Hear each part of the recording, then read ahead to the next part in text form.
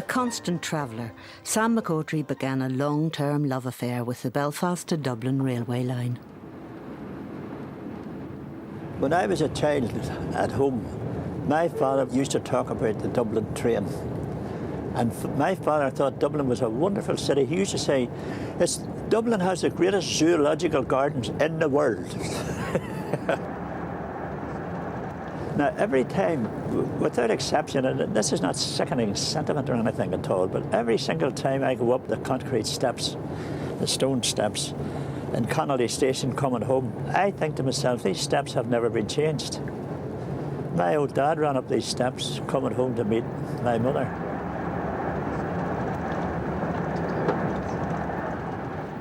Now, my old dad falsified his age on board ship. He was actually touching 70, and he was telling everybody in the shipping union and everywhere else that he was 63. He used to say to me, he'd say, what use would I be if I came ashore, if they retire me at 65? What could I do? He said, the people like me, he worked in the engine room, and he'd say, the people like me are absolutely useless ashore. And I'm going to tell him I'm not 65 for a few years yet.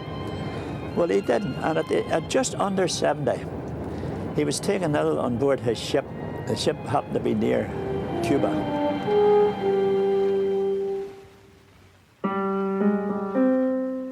Mark McAughtry was suffering from severe stomach pains when his shipmates left him ashore in Cuba. He never recovered and died alone in a strange place, far away from his home and family.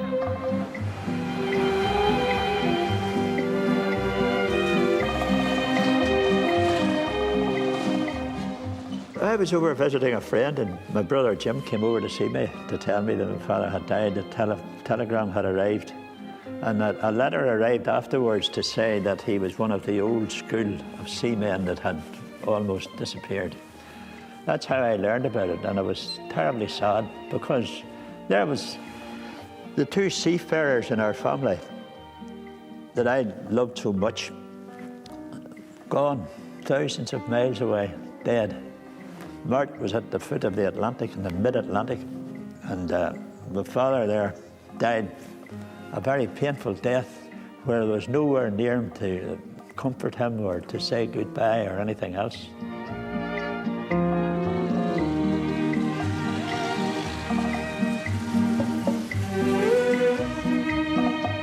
Of all Sam McAughtry's heartbreaking short stories, one stands out for its intimacy and universal resonance. Cuban Journey was about his determined quest to find his father's lost grave on the other side of the world. I was in Cuba to visit my father's grave, the first member of my family to go looking for it in 1984, 33 years after his death. He'd been taken off his ship to a small sugar port near Santa Cruz del Sur in 1951, where he was to die of peritonitis the same day. I wanted to know if they could actually pinpoint my father's grave. Their embassy in London had been vague while still giving me press accreditation.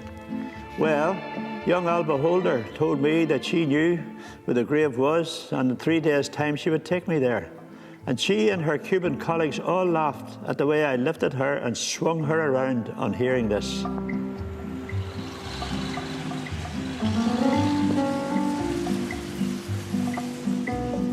In Amancio, a dusty, sleepy town straight out of a Sergio Leone film, I was entertained by the local patio officials and given cool orange juice.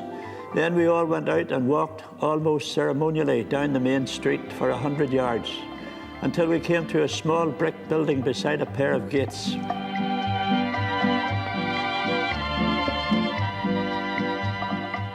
It was a cementeria, the graveyard. I was motioned inside the building. On a table, a large book lay open. A chair stood ready beside it. My host stood back, deeply respectful. I studied the list of names entered in copper plate writing. I found him easily halfway down the page, Mark McAughtry. It stood out amongst the names of the Cuban dead. He had passed away at 10:30 a.m. on the 6th of October, 1951. The committee turned away as I placed flowers on the grave, stood silent above my father's remains. He was 54 years at sea in the engine room and survived being torpedoed in 2 world wars. But he couldn't live at home after Mother died, so he falsified his age to stay at sea. He was 69 when he died. Now I knew where he lay.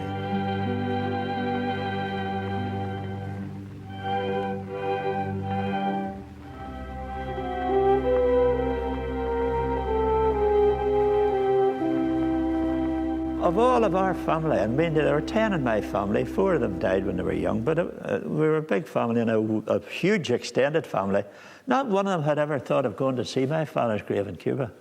Not one of them. I was the one who wanted to go and see him. The sea held enormous romance for me, so his life was romantic to me. Nobody else in the family felt like that about the sea. They thought the sea was a hard, rough old job.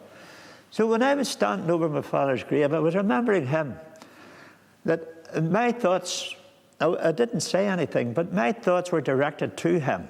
You know, I love you. You're my dad. I think you're great. I think you're smashing. I remember you when you came home from sea, picking me up as a toddler. And I remember your grizzly chin, needing a shave, the smell of the whiskey that you've just had in the bar outside the docks. Here I am now, paying tribute to you for the lovely, lovely father and the lovely thoughts that he gave me, although he had never reciprocated any of the curiosity or any of the warmth that I wanted from him. You know, he was just a hard-working man, unread, more or less. He had only read one book. He used to talk about it, Sorrel and Sons by Warwick Deeping. He was an unread man. I was letting him know what I was like and how much I loved him at the graveside. You must leave now, take what you need, you think will last. But whatever you wish. I did feel an enormous feeling of relief. They use this word closure all over the place these days, you know.